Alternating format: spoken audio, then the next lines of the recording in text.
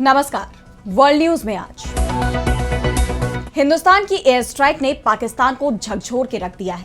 आधी रात को प्रधानमंत्री शहबाज शरीफ ने देशवासियों को संबोधित किया और खून की हर बूंद का बदला लेने की बात कही।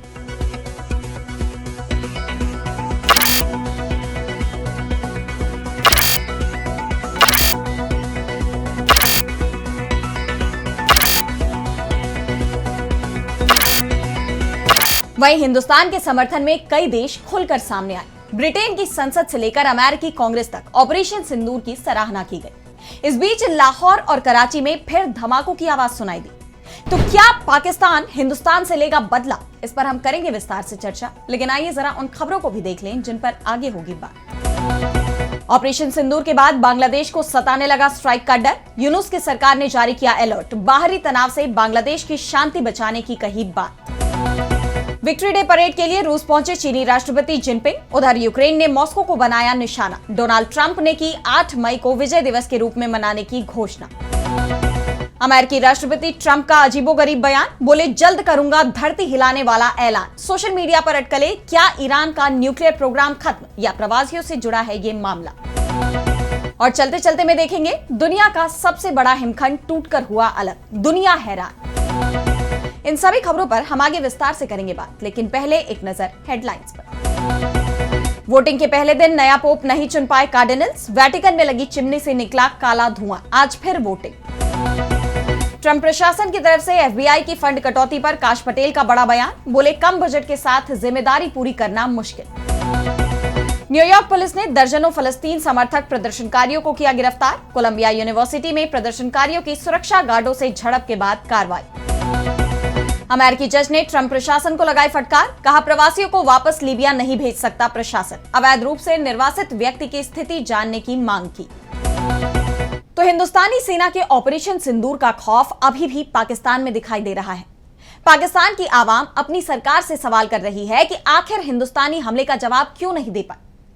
शहबाज शरीफ भले ही दावा कर रहे हो कि पाकिस्तानी सेना ने हिंदुस्तान के 5 विमान मार गिराए, लेकिन इसका एक भी सबूत वो नहीं दे पा रहे हैं। वहीं दूसरी तरफ हिंदुस्तान ने जहां हमला किया उसके सबूत पूरी दुनिया के सामने हैं। पाकिस्तान के रक्षा मंत्री ख्वाजा आसिफ से जब सबूत मांगे गए तो उनका कहना है कि सबूत तो सोशल मीडिया पर देखे जा सकते हैं।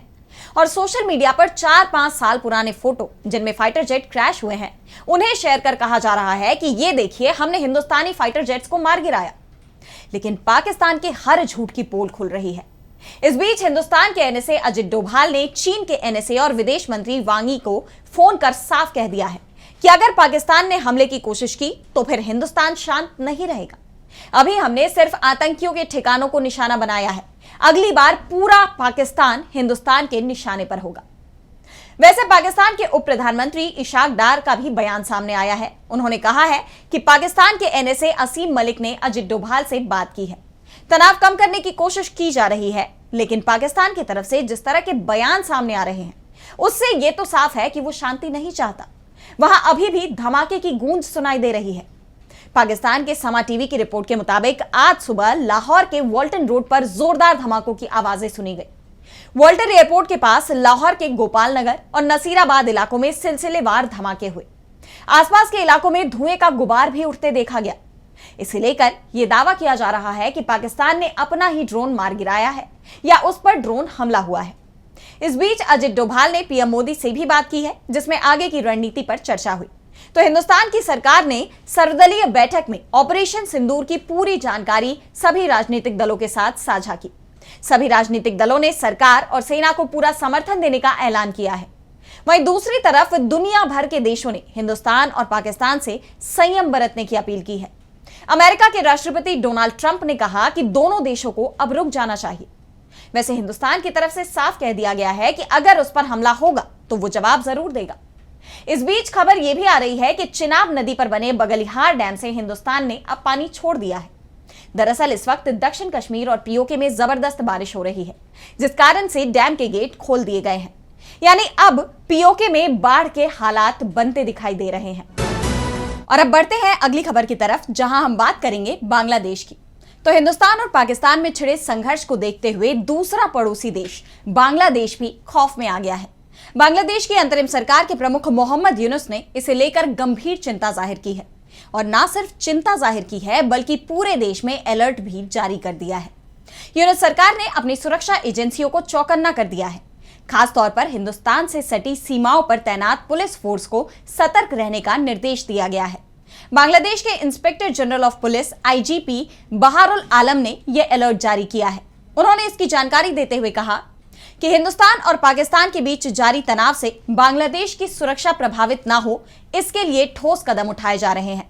पुलिस के तमाम विभाग एकजुट होकर यह सुनिश्चित करेंगे कि हिंदुस्तान और पाक के बीच बढ़े तनाव की आंच बांग्लादेश की शांति पर असर न डाले। बांग्लादेश सरकार का यह फैसला ऐसे वक्त पर आया है जब हिंदुस्तान ने पाकिस्तान पर एयर स्ट्राइक कर वहां मौजूद आतंकी ठिकानों को पूरी तरह से ध्वस्त कर दिया है और बांग्लादेश में तख्ता पलट के बाद से ही हिंदुस्तान के साथ उनके रिश्तों में काफी खटास देखी जा रही है।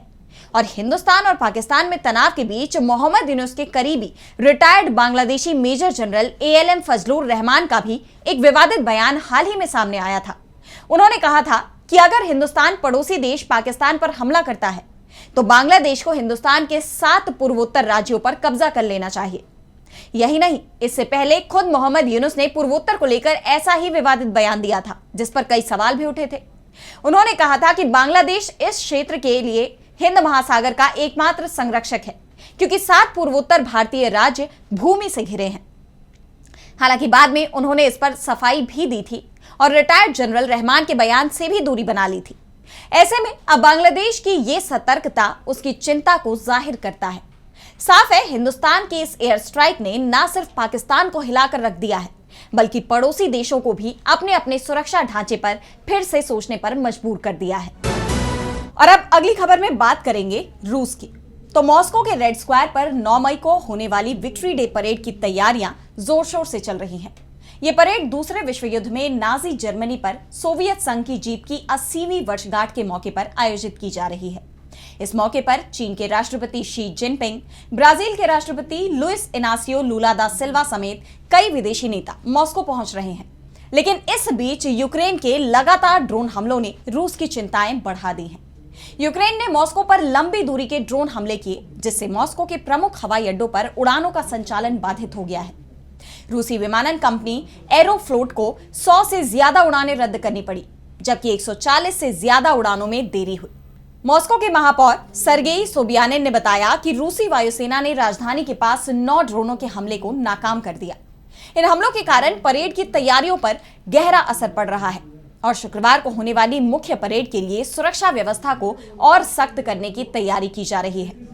रूस ने समारोह के साथ तालमेल बैठाने के लिए 8 मई की मध्यरात्रि से 72 घंटे के एक तरफा युद्ध विराम की घोषणा पहले ही कर दी थी, लेकिन यूक्रेन के राष्ट्रपति वोलोदिमिर जेलेंस्की ने इसे ठुकरा दिया।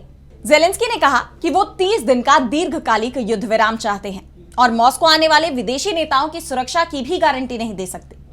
इस बयान ने वैश्विक नेताओं की सुरक्षा को लेकर चिंता बढ़ा दी है। इस बीच अमेरिका ने भी यूक्रेन के युद्ध विराम प्रस्ताव की सराहना की, लेकिन उपराष्ट्रपति जेडी वेंस ने कहा कि 30 दिन का युद्ध विराम अमेरिका के रणनीतिक हितों में नहीं है। अमेरिका दीर्घकालिक समझौते पर ध्यान दे रहा है।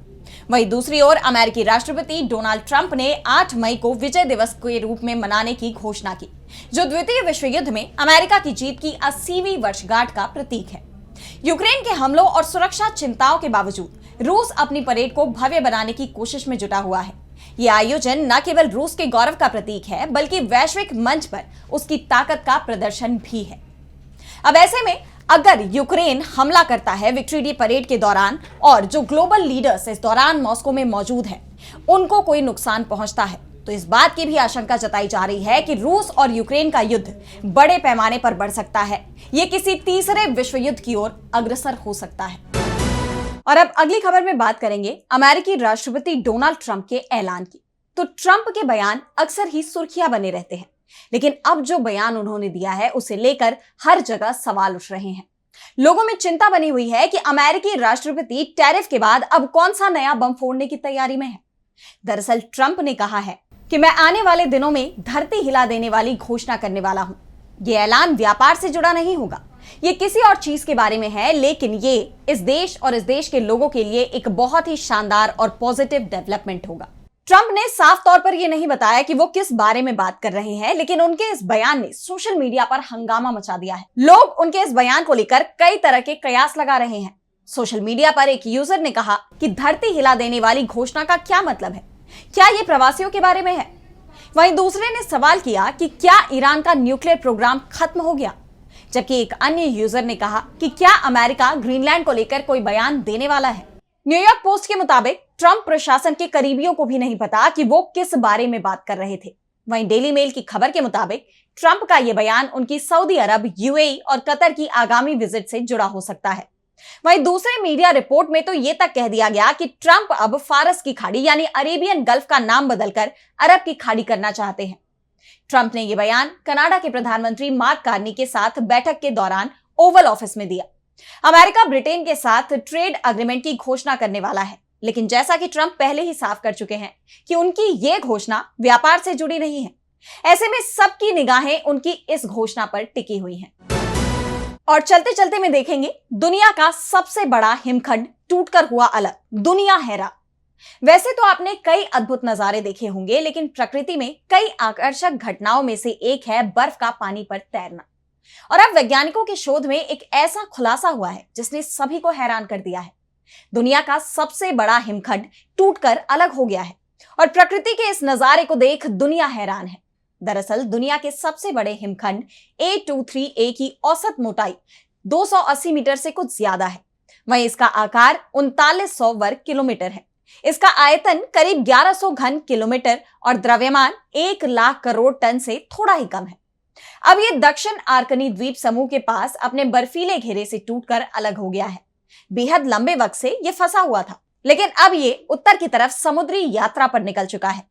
वैज्ञानिकों ने कहा कि ये घटना समुद्री पारिस्थितिकी तंत्र और वैज्ञानिक अनुसंधान के लिए महत्वपूर्ण है। वैज्ञानिक समुद्री पारिस्थितिकी तंत्र और कार्बन संतुलन पर इसके असर को जानने के लिए हिमखंड की यात्रा पर शोध कर रहे हैं। उनका कहना है कि A23A की गति की निगरानी और स्थानीय पर्यावरण के लिए संभावित जोखिमों का आकलन करने के लिए उपग्रह ट्रैकिंग की जरूरत है। वैज्ञानिकों ने बताया कि यह विशाल हिमखंड A23A अब टूटकर अलग होने के बाद अंटार्कटिका सर्कमपोलर करंट पर उत्तर की तरफ बहकर जा रहा है। इस हिमखंड का आकार दिल्ली से 2 गुना है। यह हिमखंड 1986 में अंटार्कटिक तट से टूटकर अलग हुआ था और अब वैज्ञानिकों के इस खुलासे की हर तरफ चर्चा हो रही है। तो आज इस वर्ल्ड बुलेटिन में इतना ही। देश दुनिया की तमाम बड़ी खबरों के लिए बने रहिए डीबी लाइव के साथ और मुझे दीजिए इजाजत। नमस्कार।